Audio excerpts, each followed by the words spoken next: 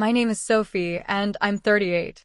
You probably think you've heard it all, family drama, stepdaughter issues, the usual. But trust me, nothing could have prepared me for what I found that night in Emmy's room. What she was hiding changed everything. I recently married John, the love of my life. He's kind, steady, the kind of man you build a future with. But John came with a package deal, a 19-year-old daughter, Emmy. She decided to stay with us while finishing college. Let's just say we didn't exactly click. She made it clear from day one, I wasn't her mom, and I never would be. That night started out like any other. John was working late, and I came home early, hoping for a quiet evening. As I walked upstairs to our bedroom, I noticed something unusual. My nightstand drawer was slightly open. Odd. I always keep it shut. Curious, I looked inside and immediately realized something was missing, something personal. My cheeks flushed with embarrassment just thinking about it. My vibrator. At first, I thought I'd misplaced it. But then a chill ran down my spine. What if? No, Emmy wouldn't dare. Would she? I walked down the hall, my heart racing as I approached her room. The door was cracked open, just enough for me to peek inside. And that's when I saw it. Emmy, sitting cross-legged on her bed, holding it. She wasn't hiding it, wasn't ashamed. In fact, she looked smug, almost as if she wanted to be caught. Emmy, I said, trying to keep my voice steady, care to explain what you're doing? Her eyes met mine, wide for a split second, then narrowing into a defiant smirk. Oh, this? I found it in your room. Relax, it's just a toy. I couldn't believe her audacity. That's private. You had no right to. To what? She interrupted, tilting her head. It's not like you were using it. Her tone was so brazen, so unapologetic, I was at a loss for words. My hands trembled as I stepped into the room, but Emmy didn't flinch. Instead, she leaned back casually, her smirk widening. And then, as if to twist the knife further, she added, honestly, Sophie, you're so uptight. Maybe you should thank me for loosening things up around here. I stood there, stunned, caught between fury and humiliation. Emmy, however, seemed to relish my reaction. She tossed the vibrator onto her nightstand, as if to say, your move. But I wasn't ready for what came next. Because in her eyes, I didn't just see defiance. I saw something darker. Something dangerous. And that's when I realized, this was just the beginning. Emmy wasn't just defiant, she was unshakable. Her response hit me like a punch to the gut. What's the big deal? She said, her smirk as sharp as a blade. You left it in your room. Is it really just yours? The sheer boldness of her tone left me momentarily speechless. But it wasn't her words that rattled me the most, it was her expression. She didn't look guilty or embarrassed. If anything, she seemed amused. As if this was all part of a game, one she had every intention of winning. Emmy, I said, my voice low and controlled, though my hands were trembling, this isn't funny. That's a private item. You had no right. To what? She interrupted, tilting her head with mock innocence. Take a peek at something you clearly don't even use? Her words stung, their implication deliberate. I felt a heat rise to my face, equal parts embarrassment and fury. You're living under my roof, I said, my voice tightening with every word. And you will respect my boundaries. This behavior is completely unacceptable. She just laughed, a short, dismissive sound that only added fuel to the fire. Relax, Sophie. It's not the end of the world. Maybe you should focus less on me and more on your own life. The audacity, the sheer nerve of her. I stepped forward, hoping to assert some level of authority, but she didn't flinch. If anything, she seemed to thrive on my frustration.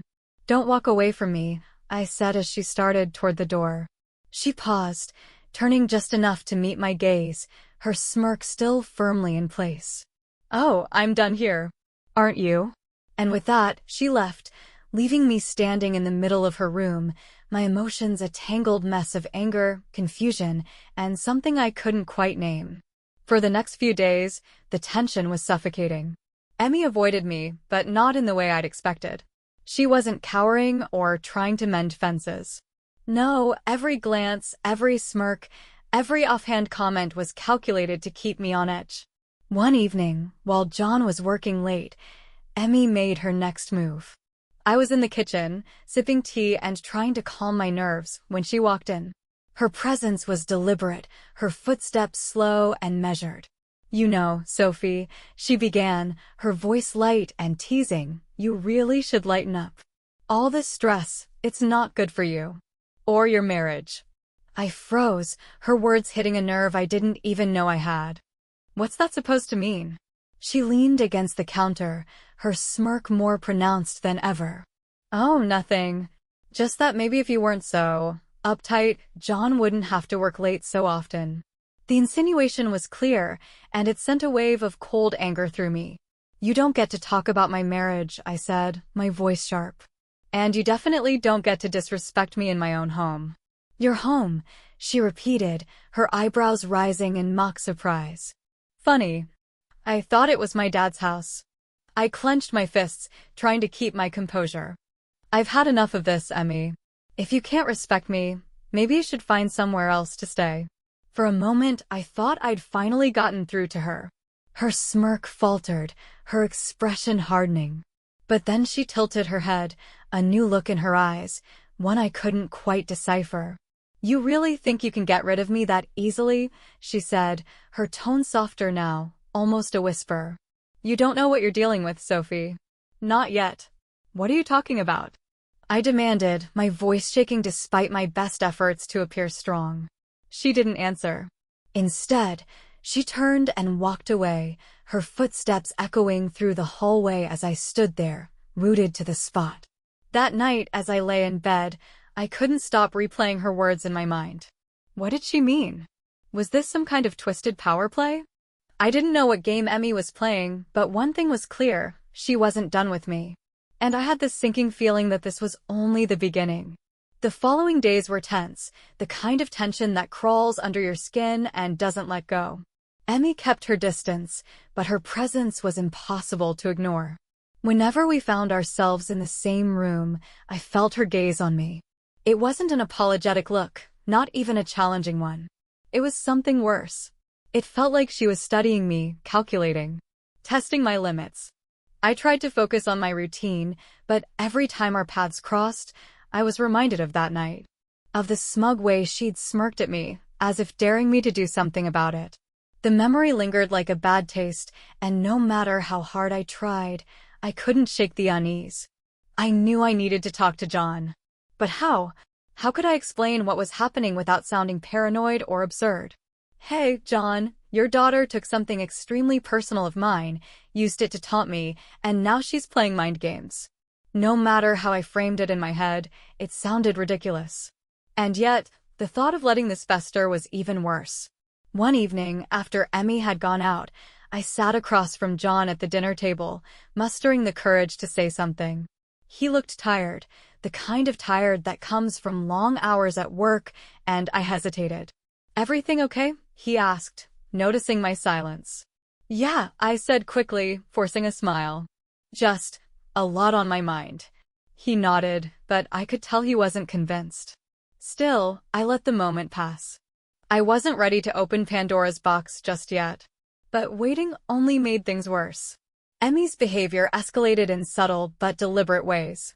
She'd leave her belongings scattered around the house, her jacket draped over the living room sofa, her shoes left in the middle of the hallway, as if to remind me she had no intention of respecting boundaries. And then there were the comments. Offhand, seemingly innocent, but laced with a biting undertone that made my stomach churn. "John works so late these days," she said one evening as I cooked dinner. "You must get so lonely, Sophie. How do you handle it?" Her tone was casual, but the smirk tugging at her lips betrayed her intent. "I manage just fine," I said tersely, not looking up from the chopping board. "Really?" she continued, leaning against the counter. "Because it seems like, I don't know, maybe you're not getting everything you need." The knife slipped, nicking my finger. I hissed in pain, but Emmy just smiled, her gaze lingering for a beat too long before she walked away. I was at my breaking point. Later that night, I decided to confront her. Waiting for John to notice on his own clearly wasn't working, and I couldn't keep tiptoeing around the issue. I knocked on her door, and when she didn't answer, I pushed it open. She was lying on her bed, scrolling through her phone, looking completely at ease. "Can we talk?" I asked, trying to keep my voice steady. She glanced up, her expression neutral.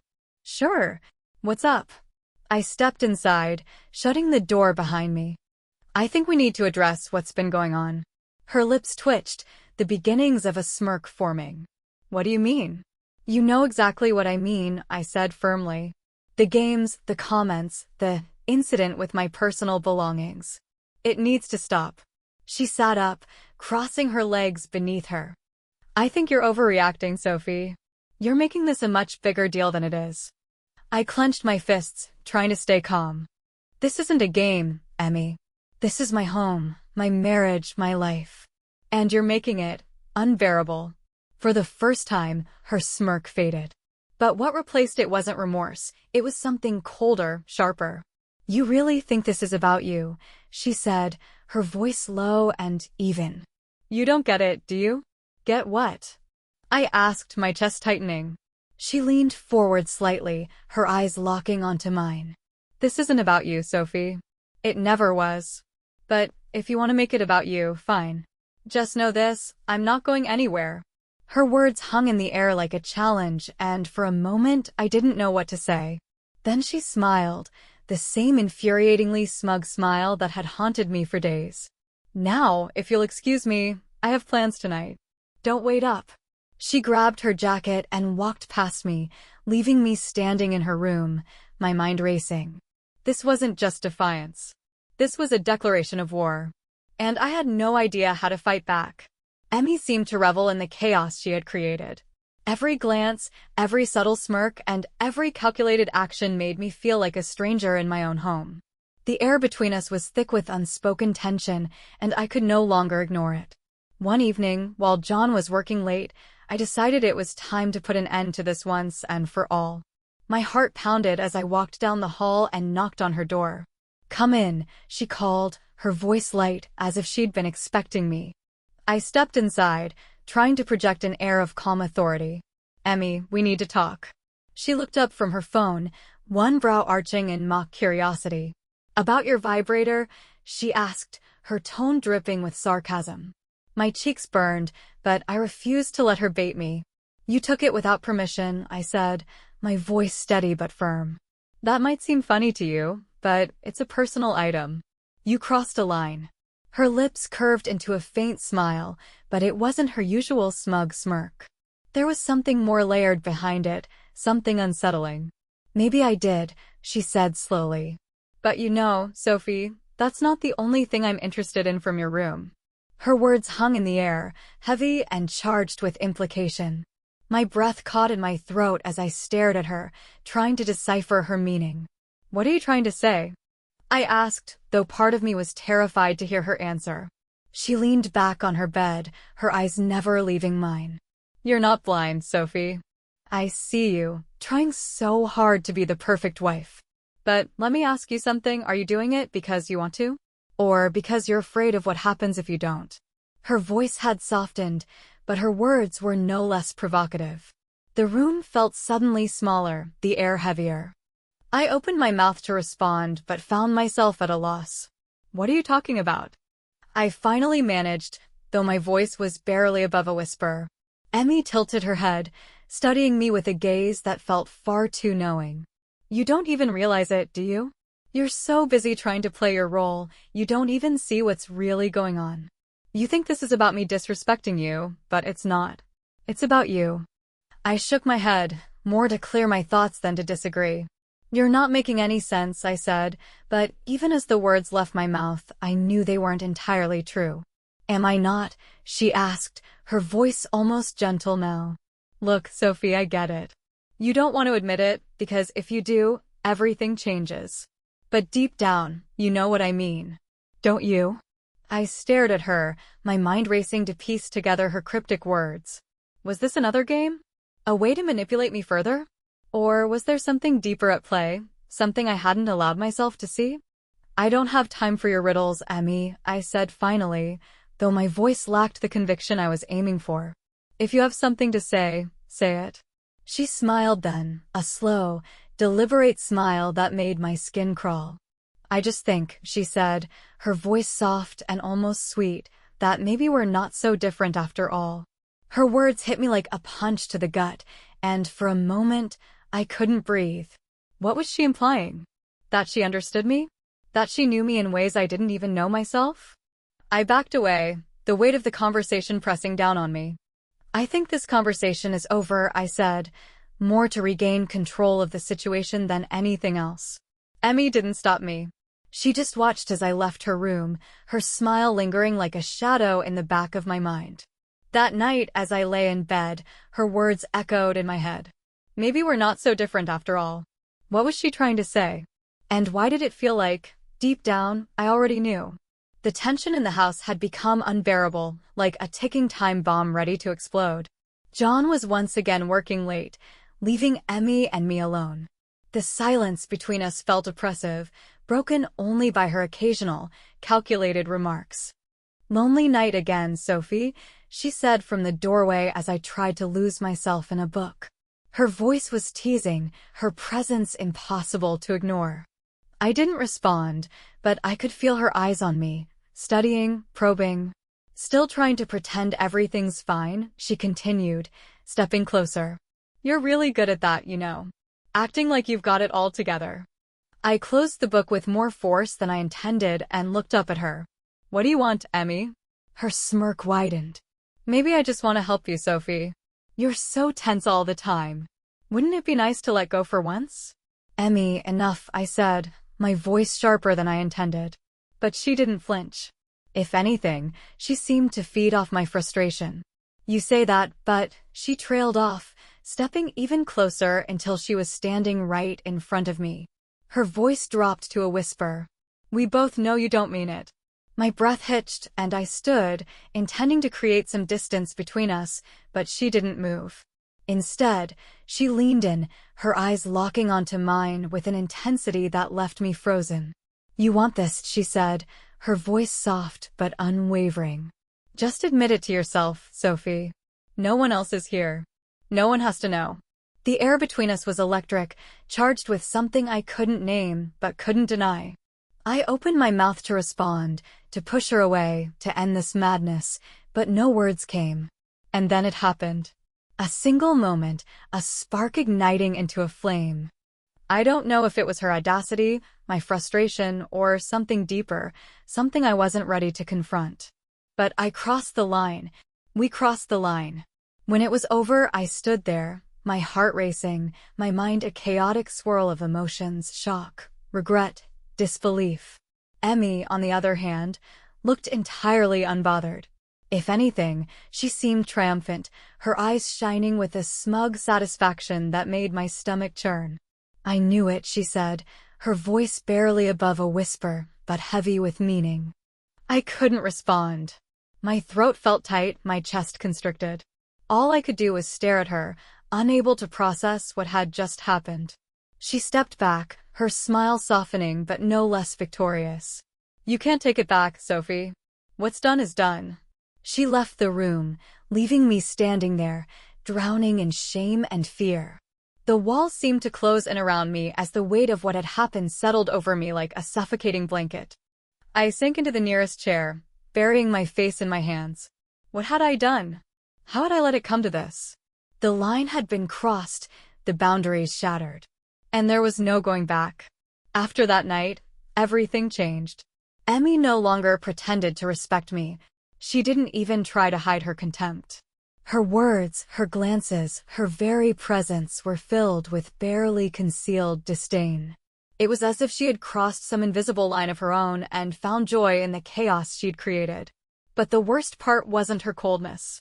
It was the hints, the sly comments she made when John was around. One evening, while we were sitting at the dinner table, Emmy smirked over her glass of water and said, "Sophie's been so distracted lately." "Everything okay, Dad?" John frowned, looking at me with concern. "Is that true? You've seemed a little off." I forced a smile, shaking my head. Just work stress. Nothing to worry about. But Emmy's eyes told a different story. She knew exactly what she was doing, planting seeds of doubt, one sly comment at a time. When John left the table to take a phone call, she leaned closer, her voice barely above a whisper. "You're not as good at hiding things as you think, Sophie. He's going to figure it out eventually." I glared at her, my hands trembling under the table. "What do you want, Emmy?" She smiled sweetly, like a predator savoring its prey. "Nothing, really. I'm just having fun." Her games didn't stop there. Every chance she got, she found ways to undermine me in front of John. If I misplaced something, she'd make a point of finding it with a knowing smile. If I made a mistake, no matter how small, she'd point it out with exaggerated concern. "Dad, do you think Sophie's okay? She's been so forgetful lately. Maybe she needs a break." John started to notice. And while he didn't confront me directly, I could feel the shift in his demeanor. He was watching me more closely, questioning things he wouldn't have before. And then it happened. One evening, Emmy approached me while John was in the shower. She leaned against the doorway of the kitchen, her arms crossed, her expression smug. "You know," she said casually, "if John ever found out what you did, he'd never look at you the same way." I froze, my pulse racing. "What are you talking about?" "Oh, come on, Sophie," she said, rolling her eyes. "You think he wouldn't believe me? That I couldn't make him see who you really are?" I clenched my fists, my nails digging into my palms. "You're playing a dangerous game, Emmy." She laughed, the sound light and cruel. "Am I? Or are you just scared? Because I've got nothing to lose. But you have everything." Her words were like a dagger, sharp and deliberate. And I knew she wasn't bluffing. A few days later, my worst fear came true. John came home early from work, his face clouded with confusion and something else, something darker. "We need to talk," he said, his voice heavy. I nodded, my stomach sinking. "What's wrong?" "It's about Emmy," he said, sitting down across from me. "She told me something disturbing." My breath caught in my throat. "What did she say?" He hesitated, his jaw tightening. "She said there's been tension between you two. That you've been acting strangely. She even hinted that there's more to it, but she didn't want to cause trouble." My mind raced. Emmy's story was close enough to the truth to sound plausible, but just twisted enough to make me look like the villain. "She's lying," I said quickly, my voice shaking. "John, you know me. You know I'd never." "I don't know what to think," he interrupted, running a hand through his hair. "She's my daughter, Sophie. Why would she make this up?" I stared at him, my heart breaking. Emmy had done it. She'd planted the seeds of doubt so thoroughly that John no longer knew who to believe. The weight of it all crushed me. My marriage, my home, my sense of security, it was all slipping through my fingers. And Emmy, with her calculated cruelty, was standing at the center of it, pulling the strings. I didn't know how to fight back. But one thing was clear. If I didn't find a way to stop her, she'd destroy everything I cared about. I couldn't wait any longer. Emmy had pushed every limit, manipulated every situation, and was moments away from ruining my life completely. But I had one last card to play, something she didn't know about. The security cameras. John had installed them months ago for peace of mind, and I had almost forgotten they existed. But now, they were my only hope. The footage was there, undeniable proof of Emmy's provocations, her games, and her deliberate attempts to twist the truth. One evening, while John sat in his office, distant and quiet, I decided it was time. I brought my laptop in and placed it on his desk. "What's this?" he asked, glancing at the screen. "Proof," I said, my voice firm despite the tremor in my hands. "Proof that Emmy has been lying to you and manipulating both of us." I hit play. The footage spoke for itself. Emmy's smirks, her deliberate comments, the way she orchestrated situations to make me look like the villain, it was all there. Every second was a damning testament to her true intentions. John didn't say a word as he watched. His face was unreadable, his silence unbearable. When the video ended, he leaned back in his chair, exhaling slowly. "I thought I knew my daughter," he said finally, his voice low and filled with regret. But now I see how wrong I was. The weight of his words was overwhelming. For a moment, I felt relief, validation that I wasn't crazy, that I hadn't imagined her cruelty. But it was short-lived. John made his decision that night. Emmy had to leave. When he told her, she tried to fight back, spinning more lies, begging for another chance. But this time, her manipulations fell flat. John was resolute, and for the first time, I saw a flicker of fear in Emmy's eyes. Within days, she was gone. As I watched her car pull out of the driveway, I felt a strange mix of emotions, relief, sadness, and an ache I couldn't quite place. Emmy's departure should have felt like a victory, but it didn't. The damage had been done. John stood by me, but something between us had shifted. The trust we'd once shared was fractured, and no amount of apologies or reassurances could fully repair it. We moved forward, but the ghost of what had happened lingered in every corner of the house. I often wonder how things could have been different. Could I have handled it better? Could we have avoided this outcome? I'll never know. But one thing is certain. Some people come into your life not to stay, but to test your strength, to reveal your vulnerabilities, and to force you to grow in ways you never expected. And that's where this story ends, or does it? Let me know in the comments. What would you have done in my place? Could I have saved my relationship with Emmy? Or was this doomed from the start? Let's talk about it below.